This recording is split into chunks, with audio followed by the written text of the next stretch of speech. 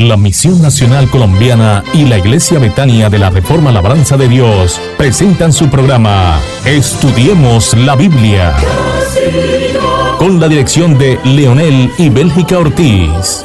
Este es un programa para profundizar en las verdades de Dios. Estudiemos la Biblia, con un enfoque de la Iglesia Reformada en Colombia. Este es su programa Estudiemos la Biblia. Invita la Misión Nacional Colombiana y la Iglesia Betania de la Reforma Labranza de Dios. Queridos hermanos y amigos, reciban un cordial saludo en el nombre de nuestro Señor Jesucristo. Nos alegra mucho que nos acompañen una vez más en Estudiemos la Biblia. Damos gracias al Señor por cada persona que semana tras semana nos escucha y nos acompaña. Aunque nos encontremos en diferentes lugares, estamos unidos por el amor de Cristo y por la verdad de su palabra. Nuestra oración es que cada estudio sea de ayuda, ánimo y edificación para su vida.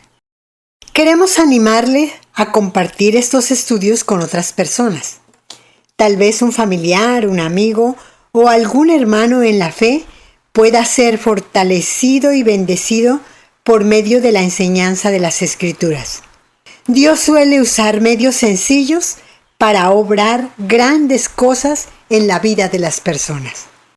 Amados hermanos, como ya es nuestra buena y necesaria costumbre, antes de abrir la palabra del Señor, acerquémonos juntos al trono de la gracia. La Escritura nos dice en Hebreos 4:16, acerquémonos pues confiadamente al trono de la gracia para alcanzar misericordia y hallar gracia para el oportuno socorro. Obedientes a la palabra de Dios, los invito a que me acompañen en esta oración. Padre nuestro que estás en los cielos, Dios santo, eterno, soberano y todopoderoso, santificado sea tu nombre. Santifícanos también a nosotros. Purifica nuestro corazón, renueva nuestra mente y enséñanos a vivir conforme a tu buena, agradable y perfecta voluntad. Te damos gracias por tu cuidado fiel y por tu providencia constante sobre nuestras vidas, nuestras familias, tu iglesia y nuestra nación. Reconocemos que tú gobiernas todas las cosas con perfecta sabiduría y absoluto poder. Nada escapa a tu control ni a tus santos propósitos. Hoy queremos poner delante de ti a nuestra amada Colombia. Ten misericordia de nuestro país. En medio de las circunstancias y desafíos que vivimos, ayúdanos a descansar en tu soberanía y a confiar en tu fidelidad. Guarda a tu pueblo del temor, de la ansiedad y de toda desesperanza, a tus escogidos, a tus hijos en este país. Guárdalos, Padre, y manténlos en la unidad de la fe y del conocimiento tuyo y del Hijo de Dios, a quien has enviado. Te rogamos por quienes ejercen autoridad. Concédeles sabiduría, justicia y temor de Dios. Permite que podamos vivir en paz sirviéndote con libertad y anunciando fielmente el Evangelio de nuestro Señor Jesucristo. Tú eres soberano y omnipotente, y todos y todo está en tu mano, y tú lo inclinas donde tú quieres. Y sobre todo, te suplicamos que tu palabra avance con poder en nuestra nación, que muchos sean llevados al arrepentimiento y a la fe salvadora en Cristo, porque solo Él es la esperanza verdadera para los hombres y para las naciones. Ahora, Señor, al abrir tu santa palabra, confesamos nuestra completa dependencia de ti. Ilumina nuestro entendimiento por medio de tu Espíritu Santo. Aparta toda distracción y danos un corazón humilde, atento y enseñable. Asiste tanto a quien expone, tu servidor, como a quienes escuchan, y ayuda a mi esposa en la lectura de tu santa palabra. Que tu palabra viva y eficaz penetre profundamente en nosotros, transforme nuestra vida y produzca fruto abundante para la gloria de tu nombre. Haz que al contemplar tu verdad, veamos con mayor claridad la gloria de Cristo, le amemos más y le sigamos con renovada fidelidad. Recibe nuestra adoración, dirige este tiempo y glorifica a tu amado Hijo en medio de nosotros. En el nombre de el Señor Jesucristo. Amén. Si desea escribirnos o compartir una petición de oración, estaremos gustosos de servirle. Hágalo a través del WhatsApp a los números 311-480-9545 o 311-848-4052. Ahora, sin más, vamos a nuestro estudio de la palabra de Dios. Hechos capítulo 8, versículos 1 al 4. Y Saulo consentía en su muerte. En aquel día hubo una gran persecución contra la iglesia que estaba en Jerusalén, y todos fueron esparcidos por las tierras de Judea y de Samaria, salvo los apóstoles. Y hombres piadosos llevaron a enterrar a Esteban e hicieron gran llanto sobre él. Y Saulo asolaba la iglesia y entrando casa por casa, arrastraba a hombres y a mujeres y los entregaba en la cárcel. Pero los que fueron esparcidos iban por todas partes anunciando el evangelio. Como ustedes lo pueden deducir muy fácilmente, este pasaje de la Escritura trata de la persecución que Pablo desató contra la iglesia cristiana, contra la iglesia naciente, la iglesia apostólica. Entonces no olviden y tengan sus Biblias abiertas en Hechos capítulo 8, versículos 1 al 4. La primera cosa que aparece entonces a nuestra vista en esta porción de las Sagradas Escrituras es que Saulo, quien después va a ser llamado Pablo, persigue a la iglesia. Y el texto principal o el versículo principal en el texto que hemos leído es el siguiente: pero los que fueron esparcidos iban por todas partes anunciando el evangelio. Esa es la parte esencial o lo que condensa todo el mensaje de la porción que vamos a estudiar. La muerte de Esteban no marcó el fin del avance del evangelio. Por el contrario, fue el comienzo de una nueva etapa en la expansión de la iglesia. Lo que parecía una victoria de los enemigos de Cristo resultó ser, en la providencia de Dios, un instrumento para extender el mensaje de salvación más allá de Jerusalén. Lucas nos presenta aquí un contraste notable. Por un lado, la violencia de los perseguidores. Por el otro, la perseverancia de los creyentes. Mientras unos intentaban apagar la llama del evangelio, Dios la esparcía como fuego santo por nuevos territorios. Y hago una breve pausa para llamarle la atención y decirle que eso ha ocurrido a través de los siglos y está ocurriendo hoy día. Entre más se persigue a la iglesia, más crece esta, más se extiende en los países donde la hostilidad es clara y oficial. Entonces contemplemos en nuestro estudio la persecución que dispersó a la iglesia. Saulo aparece en escena como uno de los principales protagonistas de esta persecución. No fue un espectador indiferente. Aprobó la muerte de Esteban, recuerden eso. Y pronto se convirtió en un perseguidor implacable de la iglesia. No fue cualquier perseguidor, fue uno implacable, furioso. Lucas describe cómo la persecución se intensificó hasta obligar a muchos creyentes a abandonar Jerusalén. Sin embargo, los apóstoles permanecieron en la ciudad mostrando una valentía y una firmeza dignas de admiración.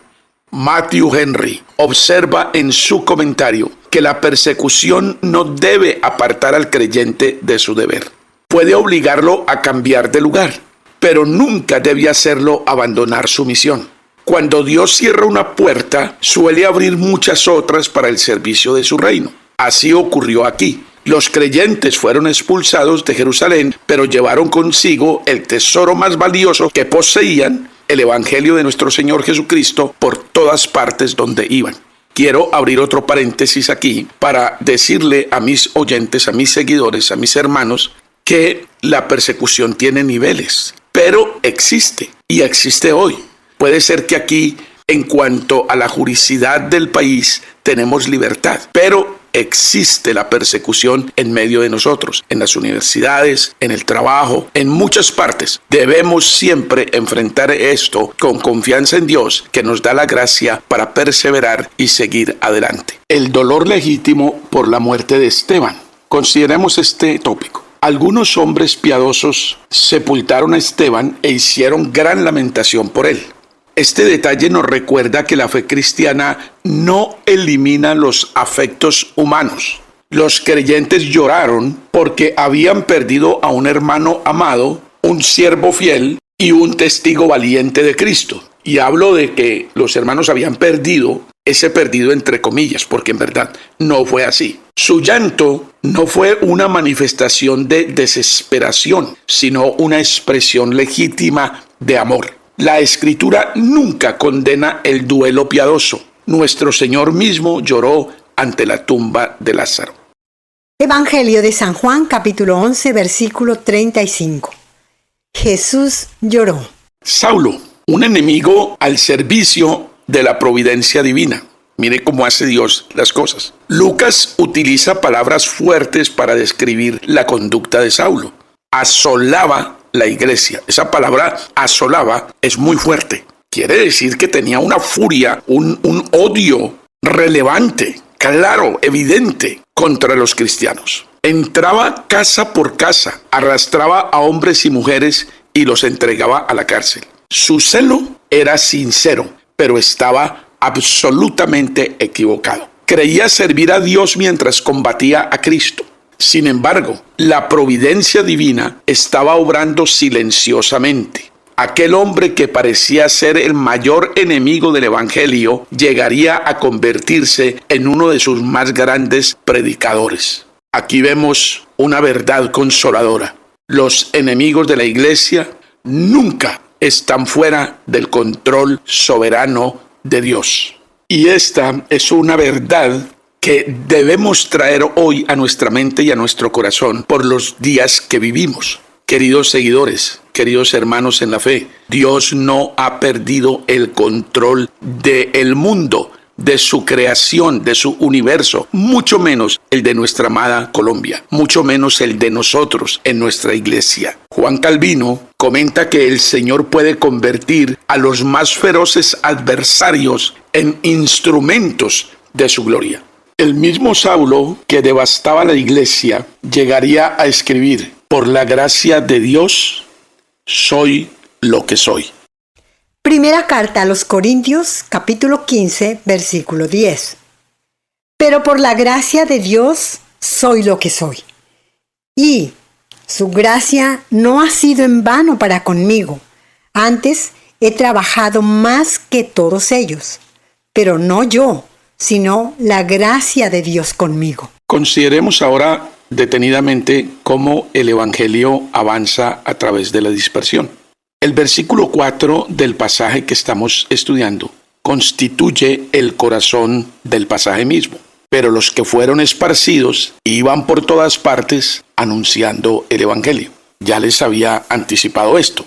La persecución dispersó a los creyentes, pero no erradicó su fe. Por donde pasaban, llevaban su fe, pasaban con su fe y la transmitían. Donde quiera que llegaban, hablaban de Cristo. No eran apóstoles ni predicadores oficialmente ordenados. Eran creyentes comunes que amaban a su Salvador y no podían guardar silencio acerca de él. Esta es una de las grandes lecciones de este texto. La expansión de la iglesia no depende exclusivamente de líderes visibles, sino del testimonio fiel de todo el pueblo de Dios. Thomas Watson, el puritano inglés, escribió lo siguiente: las aflicciones son los instrumentos con los cuales Dios suele esparcir la semilla de su iglesia. Eso es lo que decía Thomas Watson, el puritano inglés. Lo que los perseguidores pretendían destruir terminó multiplicándose y creciendo en forma extraordinaria. ¿Qué aplicaciones prácticas podemos sacar de esta consideración y de esta reflexión? Número 1. Dios gobierna aún en medio de la oposición. Nada ocurre fuera de la soberanía divina y su control. La persecución, en este caso, parecía una tragedia, pero fue el medio que Dios utilizó para llevar el evangelio a Judea y Samaria, exactamente como Cristo lo había anunciado y deseado. Hechos capítulo 1, versículo 8. Pero recibiréis poder cuando haya venido sobre vosotros el Espíritu Santo, y me seréis testigos en Jerusalén, en toda Judea, en Samaria y hasta lo último de la tierra. Segundo, el creyente lleva consigo el evangelio donde quiera que vaya. Cuando un cristiano cambia de ciudad, de trabajo o de circunstancias, no deja atrás su llamado. Allí donde Dios lo coloque, tiene una nueva oportunidad para servir y dar testimonio de Cristo. 3. Las pruebas pueden convertirse en oportunidades para el reino. Lo que parece una derrota puede ser el inicio de una bendición mayor. Muchas veces el Señor abre caminos mediante circunstancias que nosotros jamás habríamos escogido. 4. Todo creyente está llamado a dar testimonio. Los dispersados no eran apóstoles, recuerden eso. Eran cristianos normales que hablaban de aquello que había transformado sus vidas. El evangelio continúa avanzando de la misma manera hoy, a través de los creyentes. Entonces, ¿qué podemos concluir después de todo esto? La iglesia fue golpeada, pero no vencida. Esa es nuestra primera conclusión. La iglesia fue dispersada, pero no destruida. La persecución cambió su ubicación, pero no su misión. Mientras Saulo intentaba apagar la obra de Dios, el Señor la extendía a nuevas regiones. Así ha ocurrido a lo largo de toda la historia de la iglesia. Los enemigos de Cristo pueden atacar al pueblo de Dios, pero jamás pueden frustrar los propósitos de Dios. Porque cuando los creyentes son esparcidos por la providencia divina, llevan consigo el evangelio. Y donde el evangelio llega, Cristo continúa edificando su iglesia. Edificaré mi iglesia, y las puertas del Hades no prevalecerán contra ella, dijo el Señor en Mateo 16:18. Y es lo que hoy tenemos que entender. No tenemos otro papel distinto al de hablar de Cristo, al dar testimonio de Él, al presentar el evangelio a todo colombiano que se nos atraviese. Es lo que tenemos que hacer, no ninguna otra cosa. No hay esperanza en ninguna otra cosa ni en ninguna otra persona. Solo en Cristo Jesús. Y por eso necesitamos proclamarlo y orar para que Dios multiplique a sus hijos en este país. Hechos capítulo 8, versículos 5 al 13. Entonces Felipe, descendiendo a la ciudad de Samaria, les predicaba a Cristo. Y la gente unánime escuchaba atentamente las cosas que decía Felipe, oyendo y viendo las señales que hacía. Porque de muchos que tenían espíritus inmundos salían estos dando grandes voces, y muchos paralíticos y cojos eran sanados. Así que había gran gozo en aquella ciudad. Pero había un hombre llamado Simón, que antes ejercía la magia en aquella ciudad, y había engañado a la gente de Samaria, haciéndose pasar por algún grande. A esos oían atentamente todos, desde el más pequeño hasta el más grande, diciendo: Este es el gran poder de Dios. Y le estaban atentos porque con sus artes mágicas les había engañado mucho tiempo. Pero cuando creyeron a Felipe, que anunciaba el evangelio del reino de Dios y el nombre de Jesucristo, se bautizaban hombres y mujeres. También creyó Simón mismo, y habiéndose bautizado, estaba siempre con Felipe, y viendo las señales y grandes milagros que hacían, estaba atónito.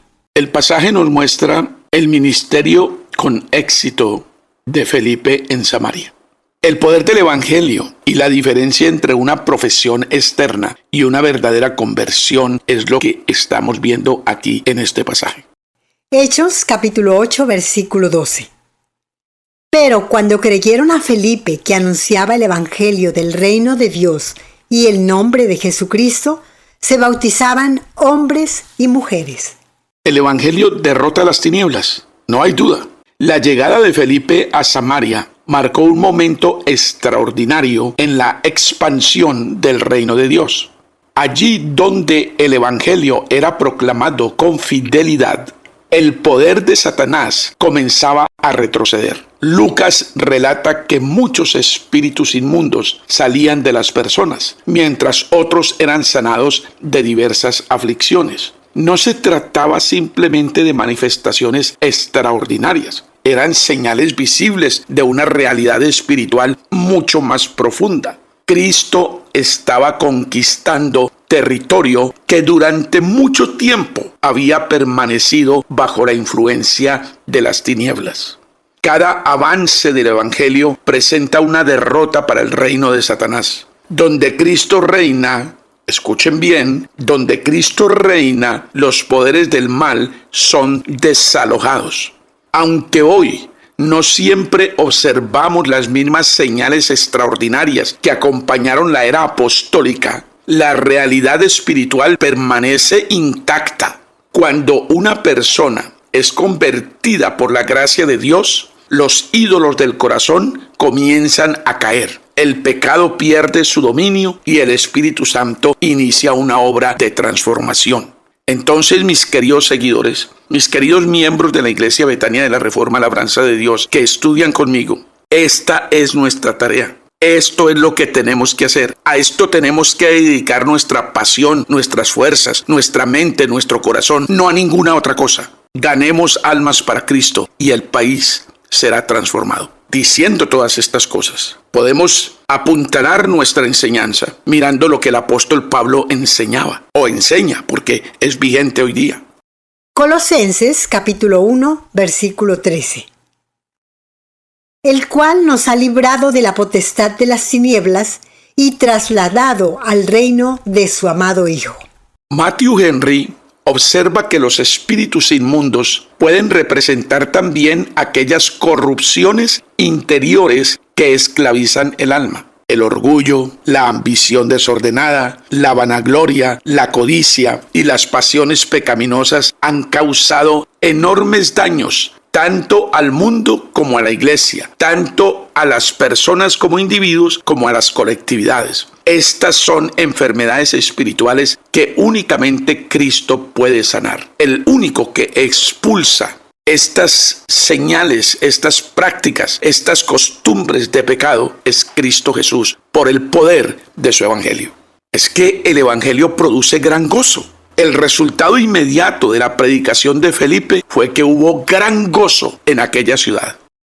Hechos capítulo 8, versículo 8. Así que había gran gozo en aquella ciudad.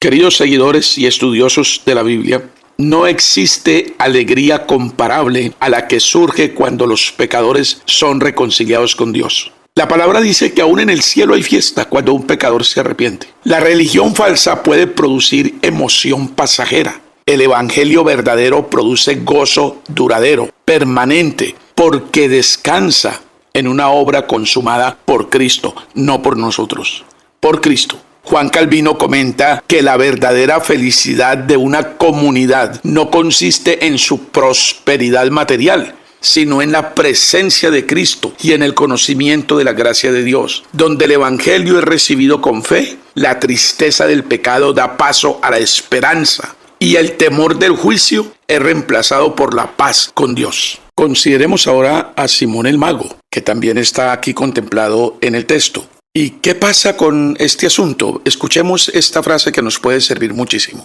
Cuando la fama sustituye a la verdad. Entre los habitantes de Samaria destacaba un hombre llamado Simón. Durante mucho tiempo había cautivado a la población mediante sus artes mágicas.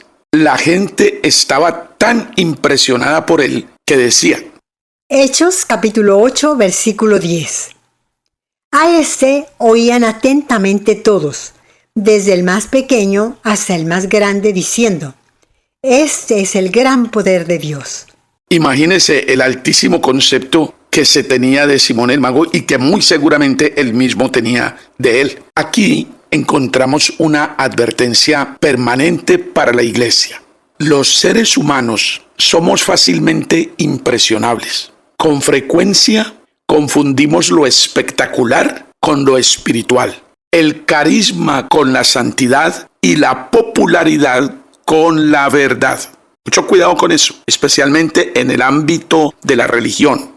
La multitud samaritana había atribuido a Simón una grandeza que en verdad no poseía.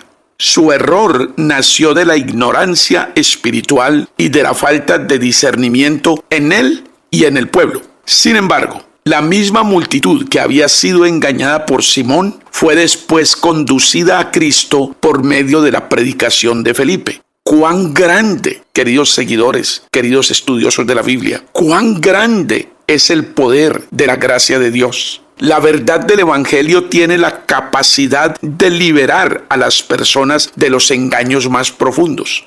Es que el Evangelio es poder de Dios. Esto es lo que nosotros tenemos que tener siempre en nuestra mente y en nuestro corazón para impulsarnos por gratitud a comunicar a otros la libertad que da el Evangelio.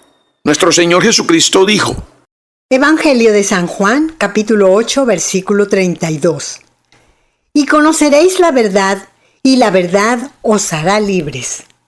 El versículo es muy puntual, es muy claro, es una declaración que usted no puede darse el lujo de decir que no la entiende. La diferencia entre la fe verdadera y la fe temporal es lo que nos muestra a nosotros el pasaje, la historia que estamos estudiando. Lucas nos informa que incluso Simón creyó y fue bautizado. A primera vista, todo parece indicar una conversión genuina. Sin embargo, los acontecimientos posteriores demostrarán que su corazón nunca fue transformado realmente. Y tengo que hacer aquí otro paréntesis porque lo que sucede en Latinoamérica y muy particularmente en Colombia, que es donde me muevo, donde vivo, donde trabajo, donde he vivido siempre, lo que sucede con la predicación del Evangelio y con la religión es que hay cambio de esa religión, pero no hay cambio de corazón. Eso es uno de nuestros encarnados problemas en la espiritualidad nuestra. Matthew Henry destaca aquí una verdad que la Escritura enseña repetidamente. No toda profesión de fe es una verdadera conversión. Y es nuestro deber, es nuestro acto de prudencia examinarnos. Los cristianos de cualquier denominación, de cualquier religión, católica, romana, protestante, evangélica, carismática, lo que sea, debemos examinarnos concienzudamente acerca de lo que profesamos como fe. Hay personas que quedan impresionadas por las evidencias del cristianismo, admiran la doctrina bíblica, participan activamente en la vida de la iglesia e incluso reciben el bautismo, pero nunca llegan a experimentar la obra regeneradora del Espíritu Santo. Nuestro Señor habló de esta realidad en la parábola del sembrador. Algunos reciben la palabra con gozo momentáneo, pero no tienen raíz profunda. Y esto es algo de lo cual debemos nosotros vivir advertidos. ¿Cómo recibo yo la palabra del Señor? Evangelio de San Mateo, capítulo 13, versículos 20 y 21. Y el que fue sembrado en pedregales, este es el que oye la palabra, y al momento la recibe con gozo. Pero no tiene raíz en sí, sino que es de corta duración, pues al venir la aflicción o la persecución por causa de la palabra, luego tropieza. La Confesión de Fe de Westminster expresa esta misma enseñanza al distinguir entre las operaciones comunes del Espíritu y la obra salvadora de la gracia. Una persona puede experimentar ciertas influencias espirituales sin haber nacido de nuevo. Simón admiraba los milagros, pero no amaba verdaderamente a Cristo. Le fascinaba el poder, pero no había sido quebrantado por el Evangelio. Esta es una reflexión que es válida hoy. Es un examen que yo debería practicar todos los días. ¿Verdaderamente amo a Cristo? Una advertencia para la iglesia de todos los tiempos. Miles de personas parecen religiosas durante un tiempo, pero pocas poseen una fe que transforme realmente el corazón. Este pasaje nos llama a examinar nuestros corazones, como les vengo insistiendo. No basta con asistir a la iglesia, no basta con admirar la verdad, no basta con recibir instrucción doctrinal, no basta con profesar fe externamente, no basta con bautizarnos. La pregunta fundamental es si hemos sido unidos a Cristo por una fe verdadera y viva. J.C. Ryle escribió: miles de personas parecen religiosas durante un tiempo, pero pocas poseen una fe que transforme realmente el corazón. Y esta es la preocupación pastoral por excelencia. La gente que Dios puso en mi camino, en mi ministerio, para ser guiada en asuntos espirituales, en asuntos de la fe en Cristo, en conocimiento de las Sagradas Escrituras, realmente están siendo transformadas en su parte interior, en su corazón, en su espíritu, en todo su ser. La evidencia de la conversión no es únicamente una profesión verbal, sino una vida transformada por la gracia de Dios. ¿Qué podemos concluir aquí también de todas estas cosas que hemos dicho hasta ahora? La predicación de Felipe, esta es una buena conclusión. La predicación de Felipe produjo dos resultados distintos. Muchos fueron verdaderamente convertidos y encontraron gozo en Cristo. Simón, en cambio, abrazó externamente la fe mientras permanecía esclavo de las ambiciones de su propio corazón. La misma predicación que salva a unos también pone de manifiesto la condición espiritual caída de otros, no regenerada. Por eso debemos dar gracias a Dios por el Evangelio, pues es el poder de Dios para salvación. Pero también debemos examinarnos a la luz de la palabra para asegurarnos de que nuestra fe no sea solamente una apariencia religiosa, sino una confianza genuina en Jesucristo, producida por la obra soberana del Espíritu Santo. Segunda carta a los Corintios, capítulo 13, versículo 5. Examinaos a vosotros mismos si estáis en la fe. Probaos a vosotros mismos. ¿O no os conocéis a vosotros mismos que Jesucristo está en vosotros, a menos que estéis reprobados? El texto es muy claro. Búsquenlo en cualquier versión de la Biblia. Es sumamente claro. Crean la palabra. No me crean a mí, crean la palabra. Es Dios hablando. Lo que estamos diciendo y lo que venimos enseñando es una práctica que nosotros desobedecemos. Esto de examinarnos. Y no solo la desobedecemos, la descuidamos en nuestra práctica cristiana y aún en nuestra predicación. Pero es algo esencial en la piedad de nuestras vidas y en las disciplinas del hombre y la mujer piadosos. El continuo examen de nuestra fe es algo absolutamente vital en nuestra vida espiritual. Mis queridos y amados seguidores, estudiosos de la Biblia, espero que el Señor les haya hablado, que hayan aprendido, que hayan sido edificados, que hayan sido bendecidos, que hayan crecido en la gracia de nuestro Señor Jesucristo, para la gloria de Él y para la exaltación de Cristo. Le animo, le exhorto que mejore cada día la forma de estudiar la palabra. Tenga sus materiales, tenga sus resaltadores, tenga sus lápices. Tome nota de las frases que le impacten, de los versículos que le llegan a su corazón. Rumie esto durante la semana. Verá la bendición de Dios en su vida, verá la transformación, verá la bendición de Dios en su matrimonio, en su familia. Haga de esto el altar familiar. Aproveche, administre bien, sea mayordomo de la gracia multiforme de nuestro Señor Jesucristo en su vida. No todos tienen este privilegio. Me dirijo especialmente a los miembros y asistentes de la Iglesia Betania de la Reforma Labranza de Dios y a los demás que escuchan este estudio bíblico y lo llevan a cabo conmigo. No se les olvide que si quieren el texto del estudio bíblico, solo tienen que escribirnos y solicitarlo. Y por vía WhatsApp les llegará el archivo. Que Dios me los bendiga rica y abundantemente. Los amamos con todo el corazón y deseamos tiempos de paz, de serenidad, de bienestar para todos y descanso en el Señor, el Dios dador de toda gracia y de todo bien. Un abrazo muy fuerte para todos y espero oír de cada uno de ustedes. Gracias por orar por nosotros y gracias por seguirnos. Hasta nuestro próximo estudio. Llamen a otros, compartan este estudio y comuníquense con nosotros. Anímenos, oren por nosotros para que podamos influir en muchos colombianos con la palabra de Dios. Amén. Estudiemos la Biblia. Con la dirección de Leonel y Bélgica Ortiz. Este es un programa para profundizar en las verdades de Dios. Estudiemos la Biblia con un enfoque de la Iglesia Reformada en Colombia. Este es su programa, Estudiemos la Biblia. Invita la Misión Nacional Colombiana y la Iglesia Betania de la Reforma Labranza de Dios.